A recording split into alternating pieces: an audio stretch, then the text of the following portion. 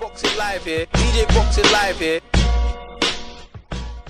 EJ Boxing Live here with Big Steve Bunce. Seeing you run the boxing circuit for many years. I used to watch your TV program Bunce's Hour, and it's still on actually. From back in Santana. Anyway, so we're here at Canelo Triple G press conference. What's your take on what you've heard, and has it changed your opinion on how you think the fight's going to go? No, I mean 2 years ago when the fight was talked about, I thought, like everybody did 2 years ago, that GGG was too strong, too powerful, too experienced at middleweight, and Canelo wasn't strong enough, perhaps wasn't a full middleweight. I'm convinced Canelo's a big middleweight now, and I think GGG's had a long, hard life. Forget the unbeaten fights, forget the sequence of world title fights. You know, this guy had 350 amateur contests, he lost 5 of them. And when a top Kazakh or Uzbek or Russian or Cuban even, when they're at the top of the amateur game, nothing's easy. So he had 4 or 5 years, world championships, Olympics, didn't always win the gold medal at either of those 2 events. And at Asian Games specifically, where you box 7 times in 8 and 9 days, not one of those fights is easy. He probably had 250 hard amateur contests before he went pro. His easiest fight's probably his first 20 years of pro. And then every now and again there's a harder fight, a fight where he has to think. He has looked bored. And what I've come to think, and it's not just after the Daniel Jacobs fight, which I thought Golovkin won by a couple of rounds, but he didn't look great. Jacobs didn't look great either the last few rounds. What I think is, I just think that this might be perfect timing. It might just be a case that right now Golovkin has plateaued slightly. Although I tell you what, he looked fresh-eyed here today when I was talking to him. He looked staggeringly fresh-eyed, not weary. He looked sparkly. So assuming he's maybe reached a bit of a peak, perhaps all those years of amateur boxing, all those years inside the Soviet system, if they've drained him, robbed him of anything, then I'd give Canelo a big chance. So I've been on Canelo since before the Chavez fight. I thought Canelo boxed brilliantly in the Chavez fight. It was a stinkeroo, don't get me wrong, but he did it effortlessly. He didn't waste a shot. He didn't overcommit.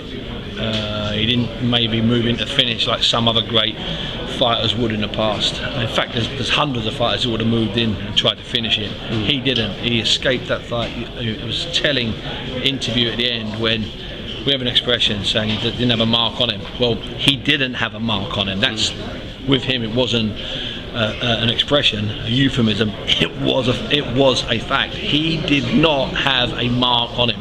Quite remarkable considering he's in with a big old guy.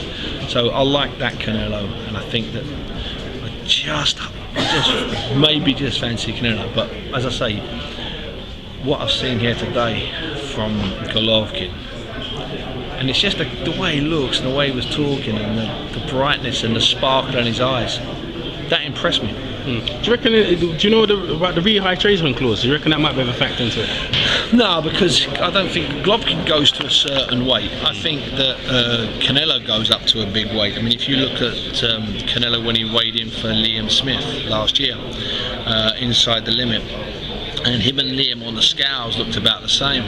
When he took his robe off, Canelo, it's like he'd sent his bodybuilding twin.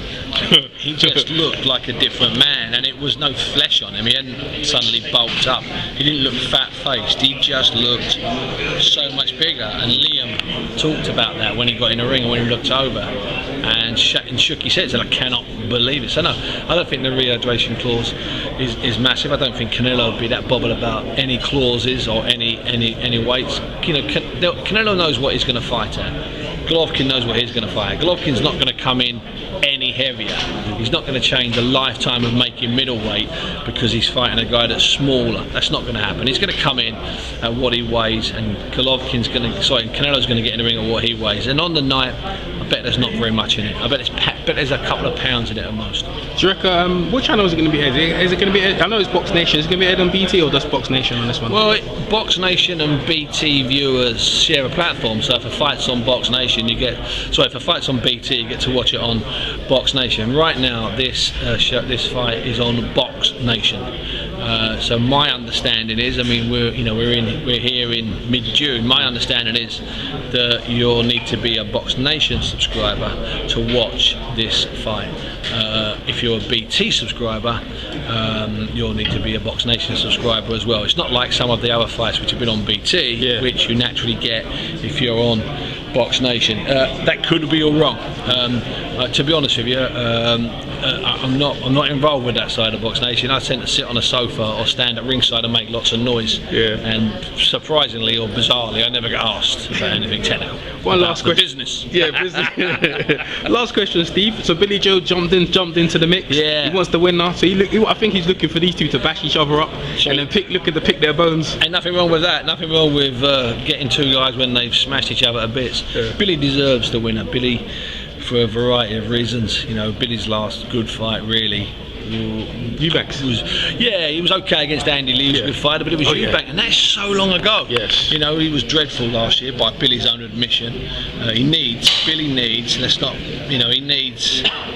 let's pity about the Kurt Sidzi fight, because that would have been entertaining. That would have been sharp. You know, Billy's a lot better than a lot of the men that have been in with Golovkin and Canelo in world title fights. Let's put it that way. He's a lot better. I mean, if you put their combined world title fights together, let's say it's whatever it is, 28, 29, Billy's not the best guy they fought in a world title fight, but he's in the top 5 of what those guys have fought. So it's absolutely, Billy can fight the winner of this, and he deserves the winner of this. If Billy can fight the loser of this, and he deserves the loser of this. Do you reckon that could be in over here? Frank will try and bet the purse bids where it could be over here? I'd like it to be over here. I mean, you wouldn't want to fight in Mexico City, but you got no problem fighting in Kazakhstan. Lovely country, but Billy had no problem fighting there at all. So it would be a case of where it could be afforded. You're not going to break the bank to get a fight here with Gennady Golovkin if there was a viable financial option somewhere else in the world. But you try and avoid boxing. Boxing Canelo in front of 50,000 Mexicans. Anyone would avoid doing that. Even Marvin Hagler wouldn't want to fight in front of 50,000 Mexicans against a Mexican, and he was fearless. Alright, tell people where they can find your show and what times it comes on Box Nation. You can find it every single Friday at 7 o'clock on Box Nation, the boxing hour. And if you've been a fan of boxing, British boxing for 50 or so years, you can get my new book, which is Bunce's Big Fat Short History of British Boxing. It's not that short, but it is fat, trust me. Well, thanks very much, Steve Bunce. Appreciate the interview. Pleasure. Thanks very much. Thanks, boss man. DJ Boxing Live here. DJ Boxing Live here.